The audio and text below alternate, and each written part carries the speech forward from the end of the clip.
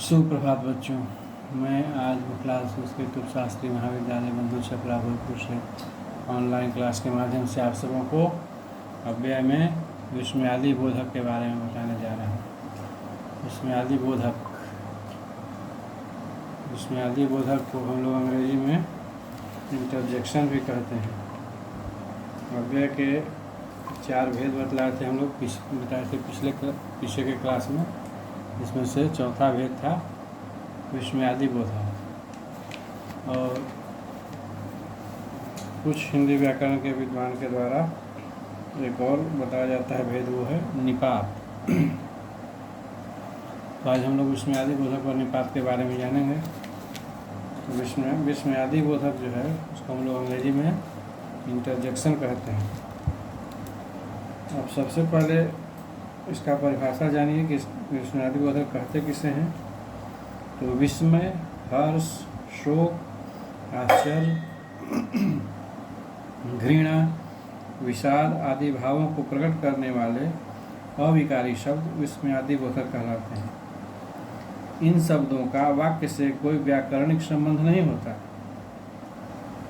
या इसको भी हम लोग कह सकते हैं कि जिन अव्ययों के हर्ष, शोक आदि के भाव सूचित हों पर उनका संबंध वाक्य या उसके किसी विशेष पद से न हो, उन्हें हम विस्मयादि बोधक कहते हैं। जैसे हाय, अब मैं क्या कर रहा हूँ, हैं तुम क्या कर रहे हो। यहाँ हाय और हैं विस्मयादि बोधक अव्यय हैं जिनका अपने वाक्य या किसी पद से कोई संबंध नहीं है। व्याकरण में विस्मयादि बोधक अव्ययों का कोई विशेष महत्व नहीं है। इनसे शब्दों या वाक्यों के निर्माण में कोई विशेष सहायता भी नहीं मिलती है। इनका प्रयोग जो है मनोभावों को तीव्र रूप में प्रकट करने के लिए होता है। जैसे अब मैं क्या करूँ, इस वाक्य के पहले हाय जोड़ा जा सकता है। अब इसके भेद के बारे में जानेंगे। विस्मयादि बोधक के भेद, तो अर्थ की दृष्टि से इसके मुख्य 8 भेद हैं। कौन? पहला विस्मय सूचक, दूसरा हर्ष सूचक, तीसरा शोक सूचक, तीसरा स्वीकार सूचक, तीसरा शोक सूचक, चौथा स्वीकार सूचक, पांचवा तिरस्कार सूचक, छठा अनुमोदन सूचक, सातवां आशीर्वाद सूचक और 8वां संबोधन सूचक। लेकिन कुछ हिंदी व्याकरण के विद्वानों के अनुसार इसके 7 ही भेद हैं। कौन कौन? हर्ष बोधक, शोक बोधक, आश्चर्य बोधक, अनुमोदन बोधक, तिरस्कार बोधक, स्वीकार बोधक और संबोधन बोधक। तो हम लोग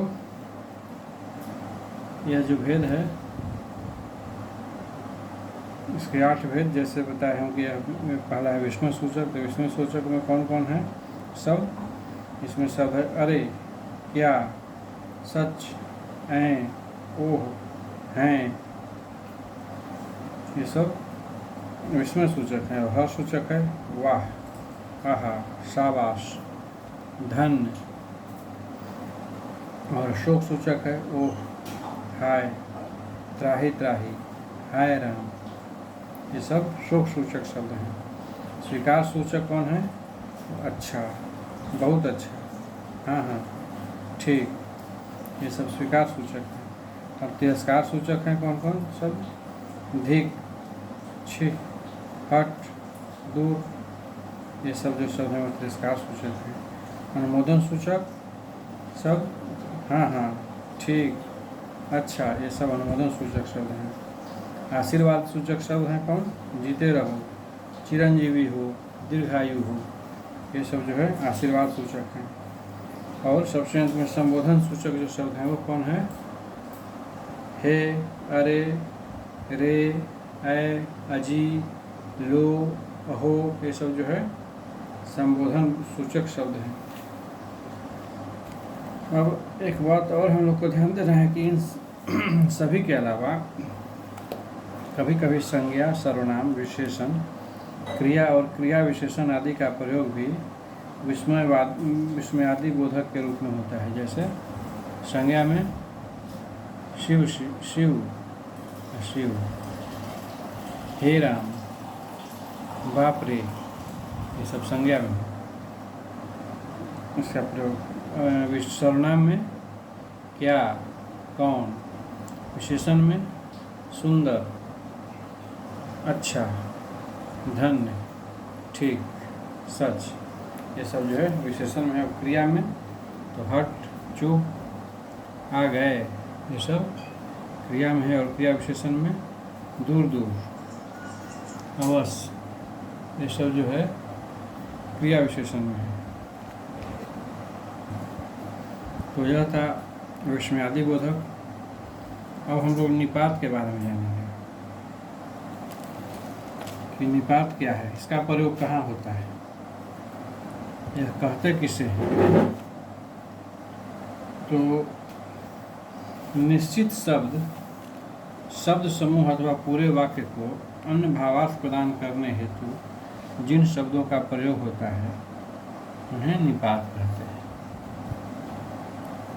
सहायक शब्द होते हुए भी ये वाक्य के अंग नहीं माने जाते। वाक्य में इनके प्रयोग से उस वाक्य का समग्र अर्थ व्यक्त होता है। जो अव्यय किसी शब्द या पद के बाद लगकर उसके अर्थ में विशेष प्रकार का बल भर देते हैं वे निपात या अवधारक अव्यय कहलाते हैं।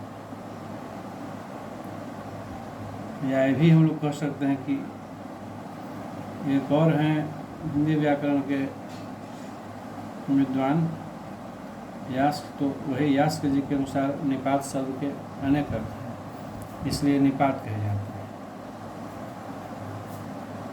यह जो है पाद का पूर्ण करने वाला होता है। निपाता पाद पूर्णा कभी कभी अर्थ के अनुसार प्रयुक्त होने से अनर्थक निपातों से अन्य सार्थक निपात भी होते हैं।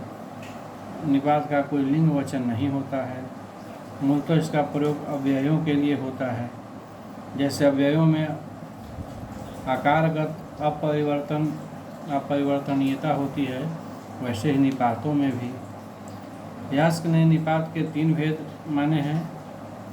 कौन कौन माने हैं भाई? पहला है उपमार्थक निपात, जैसे इसका है इव, न, चित, नु। और दूसरा है संग्रहार्थक निपात, जैसे न, आ, वा, ह इत्यादि। तीसरा है पद पूर्णार्थक निपात, जैसे नूनम, खलु, ही, अथ। जबकि निपातों में सार्थकता नहीं होती तथा उन्हें सर्वथा निरर्थक भी नहीं कहा जा सकता। निपात जो है वह शुद्ध अव्यय नहीं है, क्योंकि संज्ञाओं, विशेषणों, सर्वनामों आदि में जब अव्ययों का प्रयोग होता है तब उनका अपना अर्थ होता है, पर निपातों में ऐसा नहीं होता है। निपातों का प्रयोग निश्चित शब्द समुदाय या पूरे वाक्य को अन्य भावार्थ प्रदान करने के लिए होता है। इसके अतिरिक्त निपात सहायक शब्द होते हुए भी वाक्य के अंग नहीं है, पर वाक्य में इनके प्रयोग से उस वाक्य का समग्र अर्थ जो है वह व्यक्त होता है। साधारणतः निपात जो है वही अव्यय होता है।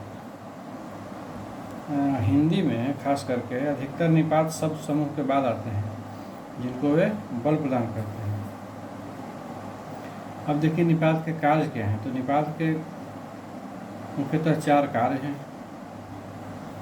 प्रश्न है जैसे क्या वह जा रहा है, पहला हुआ कार्य। दूसरा अस्वीकृति, जैसे मेरा छोटा भाई आज वहाँ नहीं जाएगा। तीसरा है विस्मयादि बोधक में क्या, इसका उदाहरण क्या अच्छी पुस्तक है। और चौथा है वाक्य में किसी शब्द पर बल देना, इसका उदाहरण है कि बच्चा भी जानता है। अब निपात के प्रकार हम लोग देखेंगे। निपात के प्रकार, निपात के 9 प्रकार कहिए, 9 प्रकार हैं या वर्ग हैं जो कहिए। पहला स्वीकार निपात, जैसे हाँ, जी हाँ। दूसरा है नकारार्थक निपात, जैसे नहीं, जी नहीं। तीसरा है निषेधात्मक निपात, जैसे मत। चौथा है प्रश्नबोधक निपात, जैसे क्या, न। पांचवा है विस्मयादि बोधक निपात, जैसे क्या, काश की।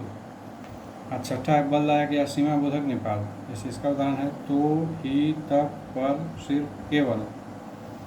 और 7वां है तुलना बोधक निपात जैसे सा। 8वां है उदाहरण बोधक निपात जैसे ठीक, लगभग, करीब, तकरीबन।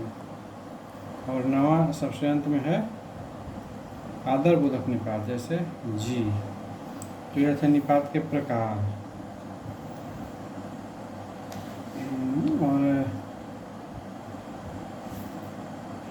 हिंदी में प्रचलित कुछ मुख्य निपात जो है वह क्या है, तो है एक है ही, भी, तक, केवल मात्र, भर, तो, ये सब। तो ही का है प्रयोग व्यक्ति, स्थान या बात पर बल देने के लिए जाता है, जैसे राजेश दफ्तर ही जाएगा। भी का प्रयोग व्यक्ति, स्थान व वस्तु के साथ अन्य को जोड़ने के लिए किया जाता है, जैसे राम के साथ श्याम भी जाएगा। दिल्ली के अलावा मुंबई भी मुझे प्रिय है। और तक है, तो तक किसी व्यक्ति अथवा कार्य आदि की सीमा निश्चित करता है, जैसे वह शाम तक आएगा, दिल्ली तक मेरी पहुंच है। इसी प्रकार अगला आगे है केवल या मात्र। तो केवल या अकेले के अर्थ को महत्व देने के लिए इसका प्रयोग किया जाता है, जैसे प्रभु का नाम लेने मात्र से कष्ट दूर हो जाते हैं, या केवल तुम्हारे आने से काम न चलेगा। इसी प्रकार अगला है भर। भर भी निपात है। यह अव्यय सीमितता और विस्तार व्यक्त करने के लिए प्रयोग किया जाता है, जैसे वह रात भर सोता रहा, मैं जीवन भर उसका गुलाम बनकर रहा। और एक और है निपात तो, क्रिया के साथ उसका परिणाम व मात्रा आदि को प्रकट करने के लिए इस अव्यय का प्रयोग किया जाता है, जैसे तुम आते तो मैं चलता, वर्षा होती तो फसल अच्छी होती। तो यह था कुछ हिंदी में प्रचलित महत्वपूर्ण निपात। अब हम लोग आज के क्लास में इतना ही, शेष अगले क्लास में आप लोगों को बताया जाएगा। थोड़ा सा और 1 मिनट और अव्यय का पद परिचय जान लीजिए। तो इसमें अव्यय का भेद और उससे संबंध रखने वाला पद, इतना ही बात लिखना चाहिए। उदाहरण वह भी आया है, इसमें अभी जो है वह अव्यय है। अब इसका पदान्वय करना होगा, तब होगा अभी का, वह है कालवाचक अव्यय है। आना क्रिया का काल सूचित करता है, तो आना जो है क्रिया का विशेषण हुआ।